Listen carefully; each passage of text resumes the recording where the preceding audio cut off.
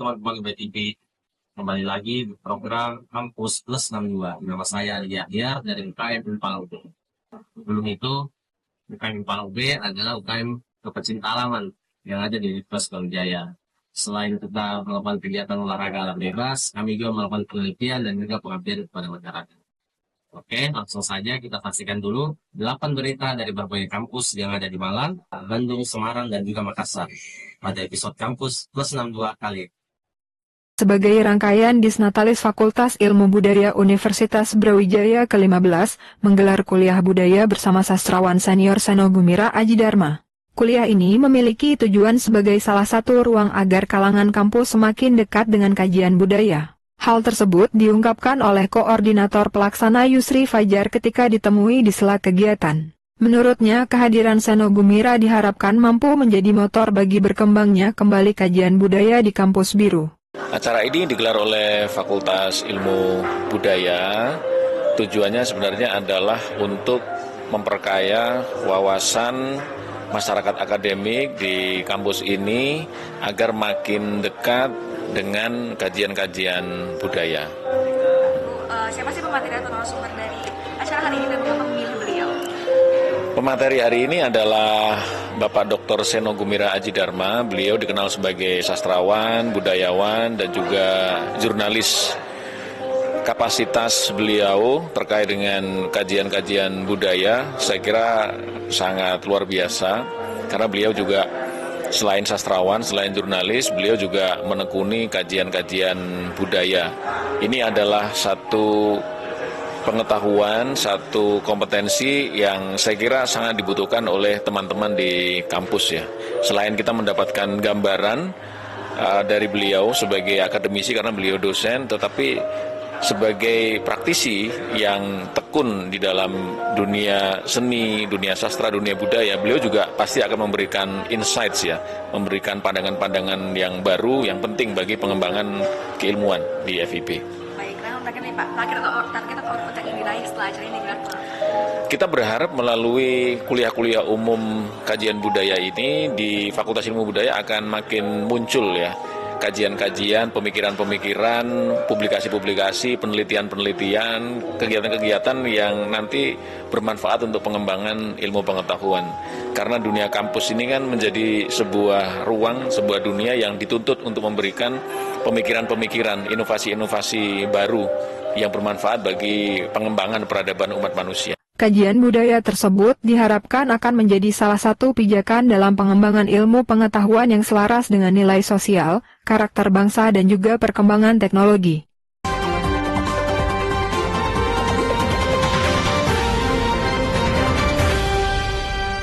Rangkaian Disnatalis Fakultas Ilmu Budaya ke-15 Universitas Brawijaya salah satunya dalam bentuk pameran seni. Pameran ini merupakan buah kerjasama dengan Universiti Malaya.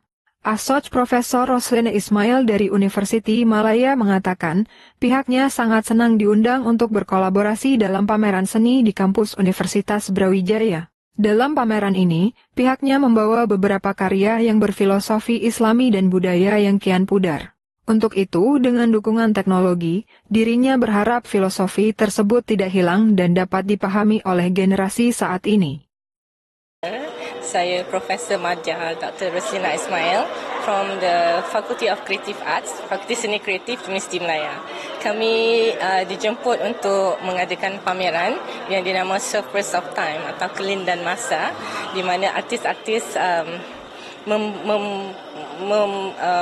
artis mempunyai tugasannya sebagai seseorang yang menangkap kesenian itu dan juga budaya dan dibawa ke masa kehadapan. Jadi disebabkan itu kami menggunakan arts digabungkan dengan sains dan juga teknologi.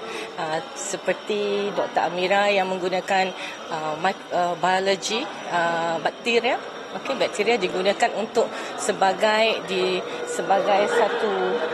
satu art yang boleh dilukis di atas agar. Kemudian Dr. Wahyuni preserve adab sembah 9, which is senaman tua yang hanya diketahui oleh seorang mahaguru yang sudah tua. Jadi sekiranya tiada mahaguru itu hilanglah ilmu itu. Jadi di-capturekan melalui motion capture. Jadi kita dapat gerakan-gerakannya dapat ditangkap di dalam secara digital yang boleh kita share atau kongsikan untuk pada masa hadapan, ya. Kita dalam keadaan peluncuran masa ini, masa terlalu cepat dan kebanyakan generasi sekarang sudah tua, sudah lupa ilmu-ilmu yang terdahulu yang membuatkan kita sebagai culture kita dan identiti. Pameran seni Surfers of Time ini berlangsung dari tanggal 4 hingga 7 November di lobi Rektorat Universitas Brawijaya. Dalam pembukaan kemarin, dihadiri oleh Wakil Rektor 2 Universitas Brawijaya Profesor Ali Syafaat, Dekan Fakultas Ilmu Budaya Hamamah, dan juga Civitas Akademika dari kedua kampus serumpun tersebut.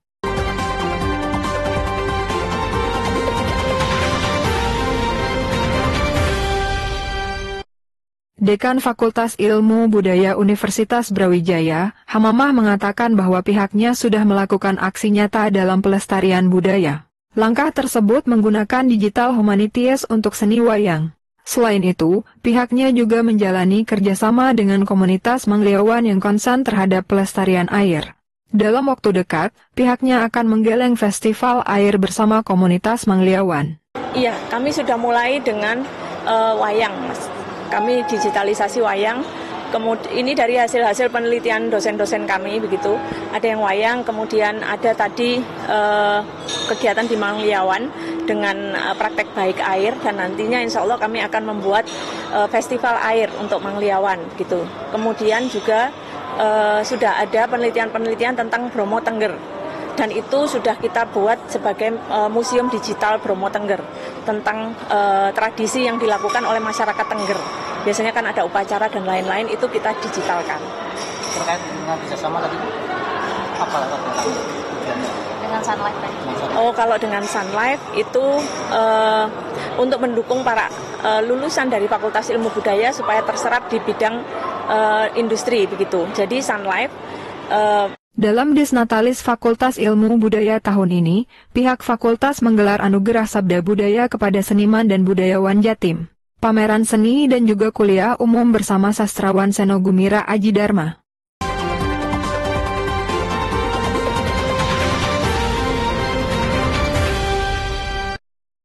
Dosen Fakultas Kedokteran Unpad Dr. Gaga Irawan Nugraha berhasil melakukan penelitian terkait dengan sindrom metabolisme.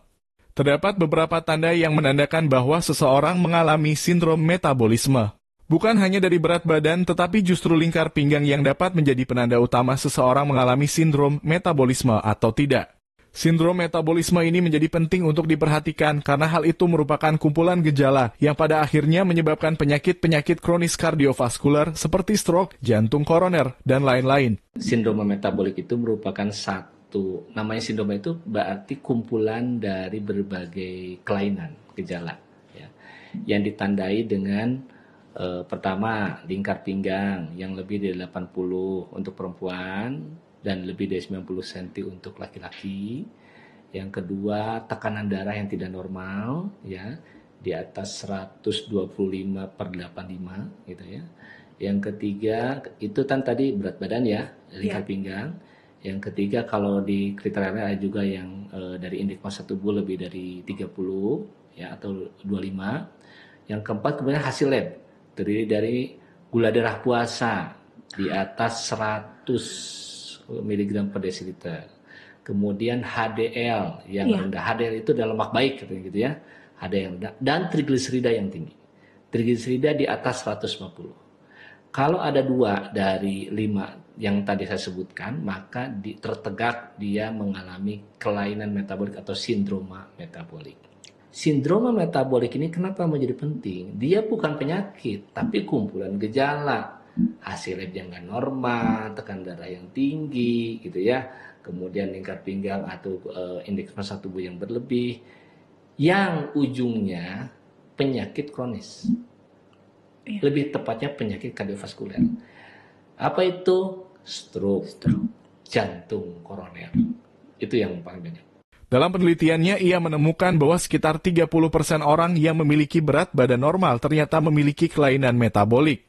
Hasil penelitian juga menunjukkan bahwa lingkar pinggang ternyata menjadi penanda yang paling kuat jika dibandingkan dengan indeks massa tubuh dan tekanan darah.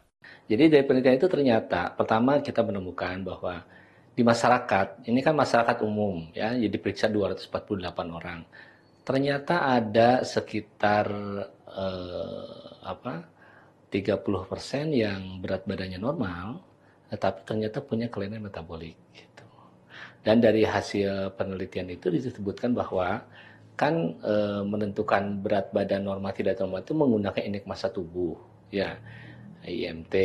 Nah ternyata justru yang paling berkaitan dengan kelainan metabolik itu bukan berat badan, tapi lingkar pinggang.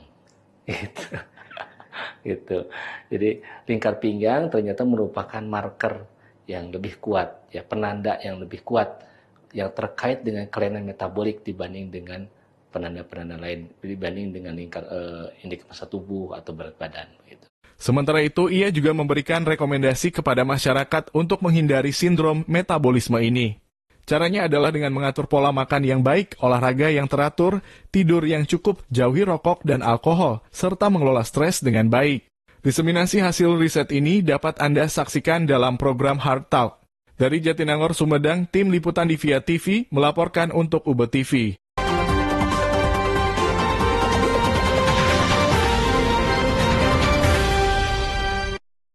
Fakultas Keperawatan Universitas Padjadjaran secara resmi membuka Padjadjaran International Nursing Conference ke-9 Selasa 29 Oktober di Bandung. Kegiatan 2 tahunan Fakultas Keperawatan Universitas Padjadjaran ini mengangkat tema Reshaping Nursing Education and Practice Towards Global Disaster Nursing and Sustainable Development. Sejumlah kegiatannya dihadirkan dalam konferensi internasional ini seperti workshop, konferensi, oral presentasi, dan presentasi poster, di mana masing-masing kegiatan terdapat satuan kredit profesi dari Kemenkes RI. Usai membuka secara resmi kegiatan konferensi, Dekan Fakultas Keperawatan UNPAD, Profesor Kusman Ibrahim berharap melalui kegiatan kolaborasi antara akademisi, praktisi, dan ahli, baik dari dalam dan luar negeri ini, dapat terbangun pengetahuan dan inovasi terkini dalam rangka penanggulangan bencana di bidang kesehatan. Acara ini rutin 2 tahunan. Kali ini temanya adalah kita menajamkan pendidikan dan praktek, khususnya di bidang keperawatan bencana, ini untuk mendukung pembangunan berkelanjutan. Nah, kita mengundang pembicara-pembicara, baik itu dari internasional maupun dari nasional. Dari internasional ada dari WHO Indonesia, kemudian dari Universitas Texas di Amerika, kemudian dari Newcastle University di Australia, kemudian dari Hong Kong Polytechnic University, dan dari Taiwan National Cheng Kung University. Di samping juga para praktisi di Indonesia, misalnya dari Himpunan Perawat Gawat Darurat dan Bencana, juga dari Pro Emergency, dan juga dari UNPAD sendiri. Ya, harapannya kita bisa terbentuk semacam terbangun pengetahuan terkini atau inovasi-inovasi terkini yang bisa kita di-share, bisa berbagi dalam rangka penguatan penanggulangan bencana, khususnya di bidang kesehatan, ya, baik itu dari mitigasinya, pencegahannya, pemberdayaan masyarakat, sampai ke respon bahkan ke rehabilitasi. Ketua Pelaksana Padjadjaran International Nursing Conference 2024 Anastasia Anapi Hede menyebut melalui tema tersebut bertujuan meningkatkan kualitas pendidikan keperawatan terkait penanganan kebencanaan di Indonesia. Kalau untuk kami kan ada 2 sesi kemarin pre-conference dengan workshop. Workshop itu ada 2 workshop, itu sekitar 71 peserta. Untuk yang sekarang ada sekitar 123 peserta. Untuk konferensinya kita punya 10 SKP, untuk workshop masing-masing 6 SKP. Ya, tujuannya kita mau meningkatkan kualitas dari pendidikan keperawatan terkait dengan penanganan disaster di Indonesia. Jadi kami mendatangkan pakar-pakar dari luar negeri untuk membantu membantu kualitas atau kurikulum pendidikan di Indonesia yang difokuskan ke bencana. Adapun paper yang dihasilkan ditargetkan masuk jurnal internasional atau publikasi ilmiah bereputasi, serta Nainet Pajajaran International Nursing Conference 2024 berlangsung hingga 30 Oktober mendatang. Dari Bandung, Jawa Barat, tim Divya UNPAD TV melaporkan untuk UBTV.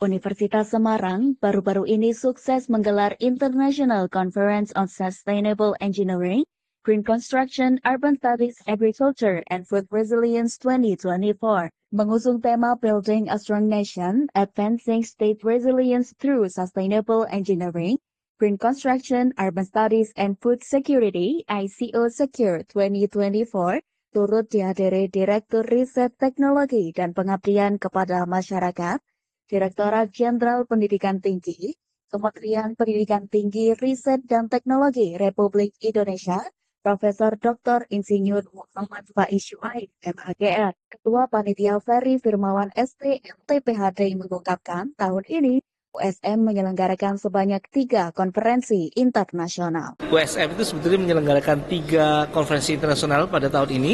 Alhamdulillah untuk AgroSecure dikelolakan pada Fakultas Teknik dan kemudian berkolaborasi dengan Fakultas Teknologi Pertanian. Dan AgroSecure ini membahas tentang Sustainable Engineering, membahas tentang Green Construction, membahas tentang Tourism, membahas tentang Food Technology. Dan hari ini kita menyelenggarakan di Hotel Tentrem ini dan mengundang semua para pihak, para industri practitioner, tentu juga para researcher, kemudian para academician untuk mengupdate semua yang ada di 4 bidang tersebut untuk dibahas. Dan hari ini nampaknya USM menjadi pionir dari berbagai konferensi internasional yang kita selenggarakan ini. Dan nanti outputnya adalah masuk ke jurnal berindeks Scopus dan Web of Science.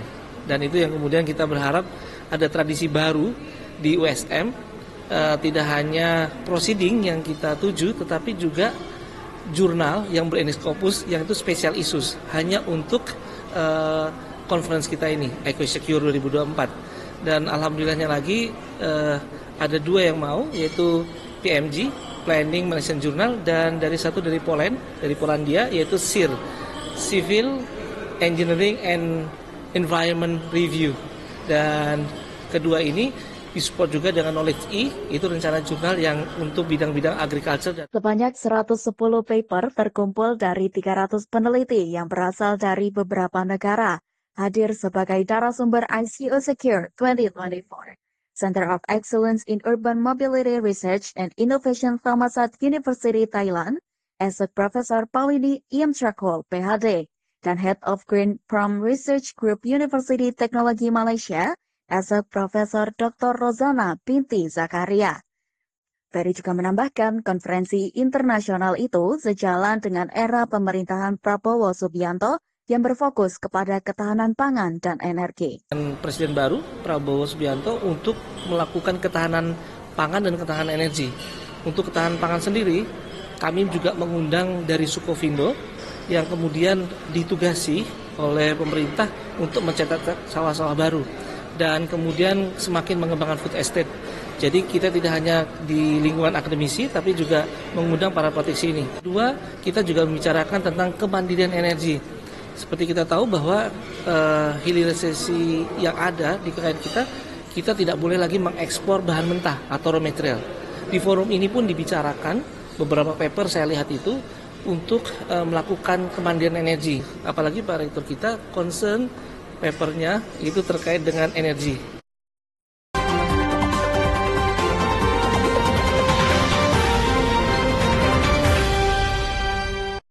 Pelabuhan Paotere, Makassar, menjadi lokasi peluncuran terumbu karang buatan atau Artificial Reef. Ini merupakan proyek mendukung rehabilitasi lingkungan laut. Kerjasama internasional ini melibatkan Fakultas Ilmu Kelautan dan Perikanan, FIKP, Universitas Hasanuddin Makassar, dan Universitas asal Tiongkok, yaitu Shanghai Ocean University dan Guangdong Ocean University. Proyek ini tidak hanya relevan dengan pencapaian Sustainable Development Goals, tapi juga menjadi contoh praktik terbaik dalam melindungi lingkungan dan membangun masa depan laut yang berkelanjutan. Wakil Rektor Bidang Kemitraan Inovasi Kewirausahaan dan Bisnis Unhas, Profesor Dr. Eng Adi Maulana STMphil, menyebut ini sebagai contoh konkret penerapan ilmu dan teknologi untuk perbaikan lingkungan. Ya, jadi kalau kita lihat pada hari ini, kita sekarang akan mendeploy ya atau akan menanam terumbu karang artificial reef kerjasama antara Shanghai Ocean University, Guangdong Ocean University, dan Hasanuddin University. Nah, kita berharap proyek penelitian bersama ini itu nanti akan bisa memberikan dampak yang luar biasa. Kenapa? Karena kalau ini berhasil, maka ini adalah satu-satunya yang di Indonesia yang pertama. Kemudian yang kedua, tentu saja nanti dia akan memberikan keuntungan terutama untuk terumbu karang yang tadinya itu sudah rusak, itu bisa tumbuh kembali, di mana terumbu karang ini nanti akan menjadi tempatnya ikan berkumpul. Nah, sehingga apa? Sehingga nanti masyarakat terutama nelayan tidak usah pergi jauh-jauh ke tengah laut untuk mencari ikan. Jadi dia bisa mencari ikan di situ ya. Nah, itu yang pertama. Nah, kemudian yang kedua, ini juga erat hubungannya dengan lingkungan. Ya, kenapa? Karena kalau kita bisa merestorasi kembali terumbu karang yang ada, terutama yang artificial reef ini, maka nanti terumbu karang itu banyak fungsinya, ya. Fungsinya itu nanti mengurangi abrasi, ya. Kemudian juga tentu saja membuat ekosistem laut itu akan bisa menjadi semakin sehat, ya, sustainable dan lain sebagainya. Dan saya kira ini sangat penting, ya, bukan hanya bagi Universitas Hasanuddin, ya, tetapi juga bagi masyarakat, terutama masyarakat Kota Makassar, gitu.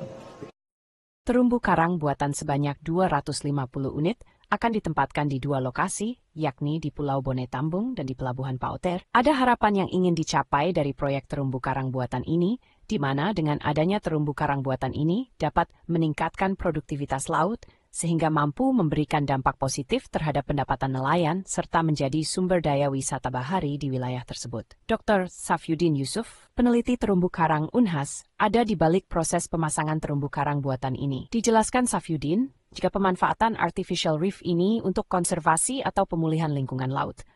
Proyek ini juga dilengkapi dengan penelitian partisipatif dan survei untuk menilai masalah ekologi laut dan memberikan solusi yang nyata. Solusi yang nyata itu dapat berupa dampak positif terhadap peningkatan produksi nelayan dan juga berdampak positif terhadap ekosistem laut. Profesor Lei Zhou dari Shanghai Ocean University menyampaikan kegembiraannya atas terjalinnya kerjasama antara Unhas dan 2 universitas Tiongkok ini. Menurutnya, sinergi teknis antara ketiga universitas akan meningkatkan kekuatan dalam pengembangan teknologi maritim untuk konservasi dan pengembangan laut di masa mendatang. Pemasangan terumbu karang buatan di wilayah ini akan memberikan manfaat jangka panjang untuk memulihkan keragaman hayati laut.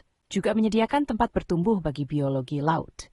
Selain itu, akan mendorong perekonomian laut melalui pariwisata dan perikanan berkelanjutan. Peluncuran terumbu karang buatan ini turut dihadiri oleh berbagai pemangku kepentingan, termasuk diantaranya Asisten 3 Bidang Administrasi Umum Pemerintah Kota Makassar, Kepala Dinas Perikanan Kota Makassar, jajaran PT Pelindo Regional 4 Makassar, dan Polres Pelabuhan Makassar. Dari Makassar, Tim Liputan Unhas TV melaporkan untuk UB TV.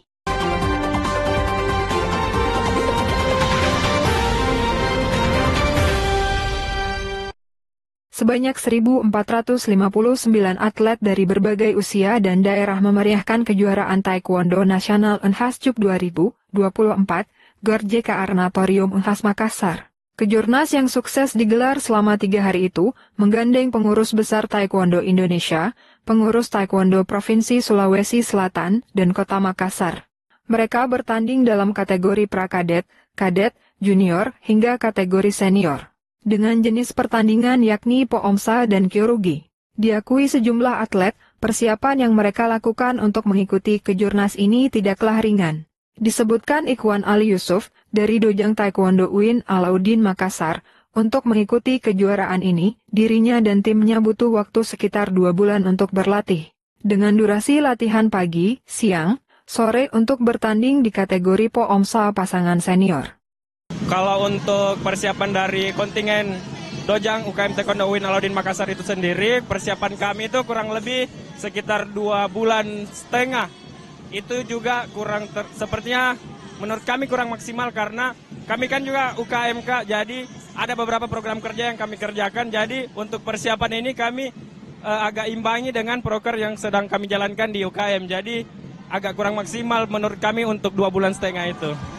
Persiapannya ya tentu saja latihan, karena ini cabang seni POMSE, dan untuk saya sendiri ikut cabang POMSE pair atau POMSE pasangan. Nah, untuk persiapannya itu tentu kami latihan selalu bersama-sama dengan mulai TC-nya mulai dari pagi, siang, dan malam.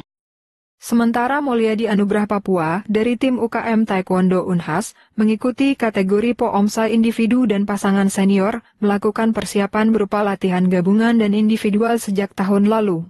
Ia mengaku lawan yang dihadapinya cukup berat lantaran ini kali pertamanya ia mengikuti kategori tersebut. Jadi persiapan untuk mengikuti Unhas Cup ini itu dari tahun lalu, dari bulan 11 hingga sampai hari H. Untuk persiapannya itu kita latihan bersama dan juga latihan individu agar gerakan dari POMSE kita itu bisa bagus. Untuk tantangan itu karena saya juga seorang mahasiswa, jadi harus membagi waktu untuk berkuliah dan juga latihan. Karena ini adalah pertama kali saya ikut di kategori POMSE, jadi ya saya rasa lawan-lawan di sini sangat berat, tetapi saya tetap melawannya. Gimana teman-teman, seru kan ya beritanya? Bagi kalian yang masih penasaran tentang UKM Impala UB, silahkan bisa dikepoin di Instagramnya @impalaub. Nah, Kampus Plus 62 hadir setiap hari Jumat pukul 2:30 siang, dan juga tayang di YouTube UB TV Brawijaya setiap Minggu pukul 1 siang. Jangan lupa subscribe, like, share ya, agar tayangan UB TV makin bagus.